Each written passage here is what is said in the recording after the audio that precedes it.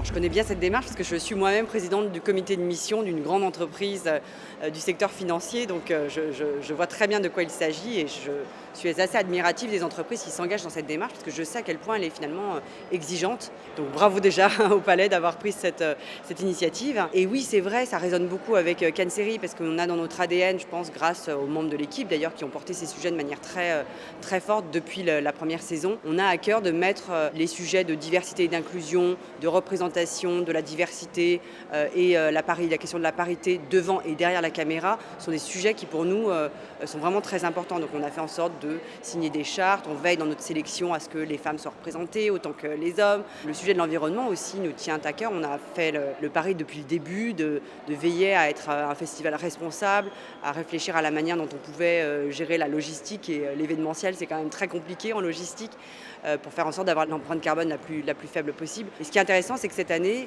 dans le cadre de Cancery, on a effectivement des débats. On a le Cannes Writers Club, vous savez, cet événement qu'on tient et qui rassemble à la fois des scénaristes et des producteurs.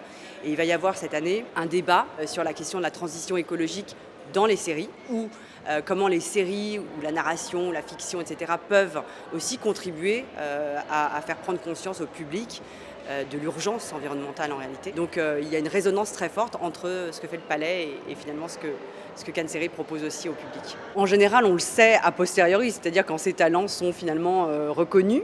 Mais rappelez-vous Phoebe Waller-Bridge, par exemple, qui était venue présenter Killing Eve, qui avait reçu une récompense aussi à Cancery et qui ensuite a fait Fleabag, est devenue extrêmement célèbre, participe maintenant au scénario des James Bond.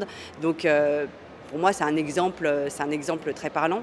Cette année, il y a évidemment des gens qui sont déjà des confirmés, à la fois dans le jury et dans les personnes qui ont reçu des awards lors de la cérémonie d'ouverture.